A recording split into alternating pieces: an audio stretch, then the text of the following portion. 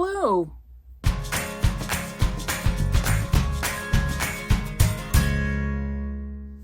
Hey BookTube, it's Kim at Middle of the Bookmarch, and this is my bookish week for Sunday, September 17th. I think that's 2 weeks in a row I got the date right. So, I had a pretty full bookish week, so let me jump right into it. Not a lot else to report anyway. Not really. Saw my granddaughter a lot this past week. That was really fun. Not doing a lot more of anything else. Work was wicked busy, so I was tired every single night. And yeah, so let's dive into the book, shall we? Yes, let's do that. The first book I finished 2 novels and 2 short stories. So I finished The Covenant of Water by Abraham Verghese, and we're talking about this in the Critical Chicks Book Club on September 22nd, which is it's this coming Friday. I film in advance. It's a thing. I get mixed up. So I did finish this. I'm not going to wrap it up yet, though, until I go to book group.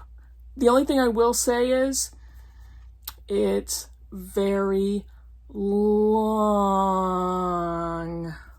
Yeah.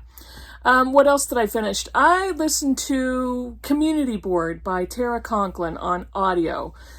I think I got this as a Chirp audiobooks deal. I don't remember. I got it as a deal because it's not a book I would typically have picked up and bought, but I had the chance to listen to it. This was silliness, and there were some really funny parts about it. How can I explain this? Okay, our main character is Darcy Clipper. That is her name. She's married to a guy named Skip. At the very beginning of the novel, Skip leaves her for a professional skydiving instructor. And Darcy is just bereft. She can't understand what happened. She didn't see it coming. She thought they were in love. She thought they were happy. And they live in Boston. They live in a condo in Boston. And her parents live in her childhood home in Western Massachusetts.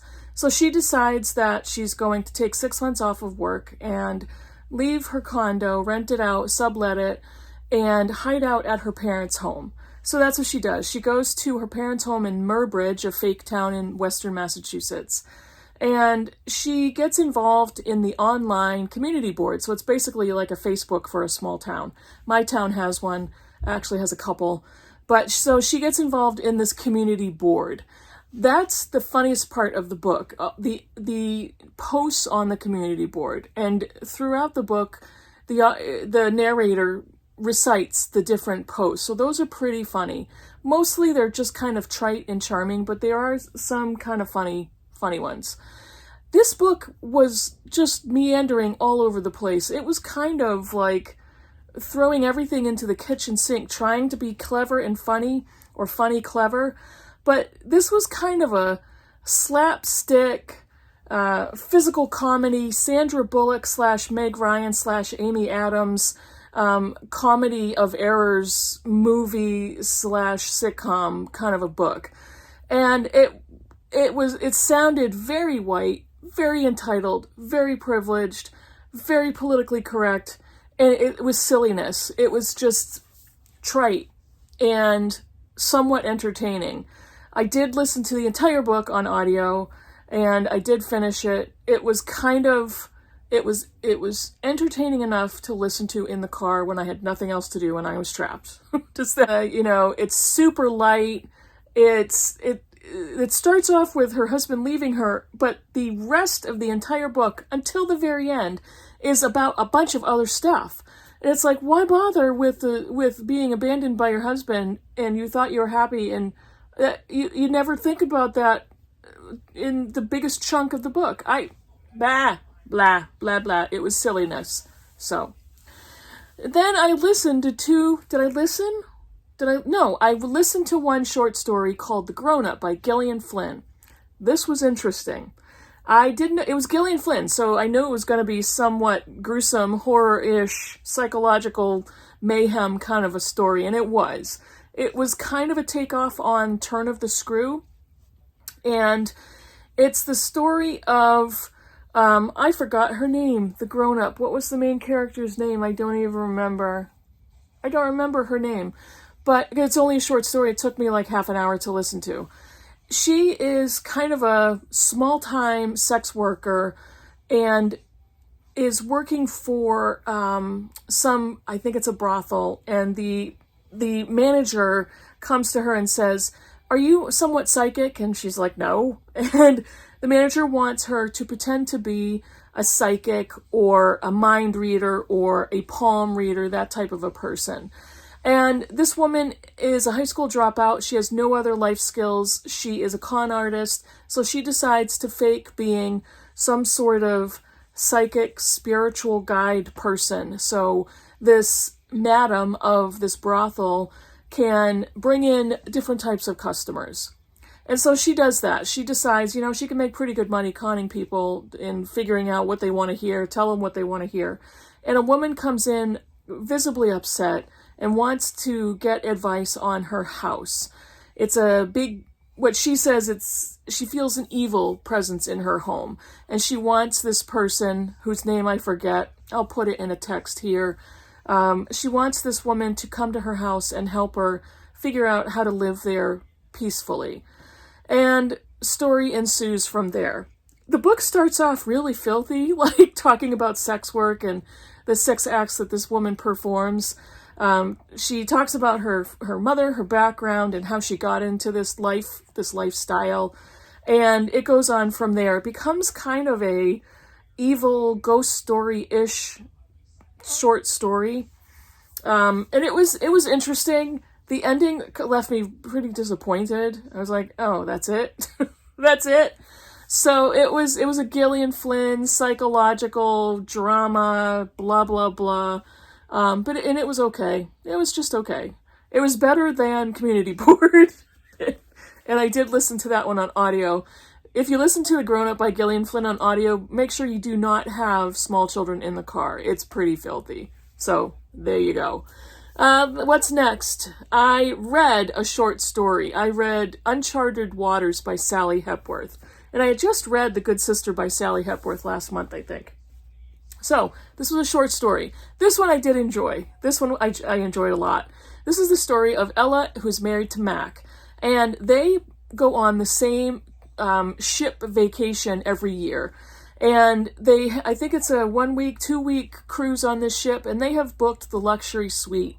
And at the very last minute, Mac, who is a dermatologist, is called back to work because the other doctor in the practice can't work. He had an accident or broke a bone or something like that.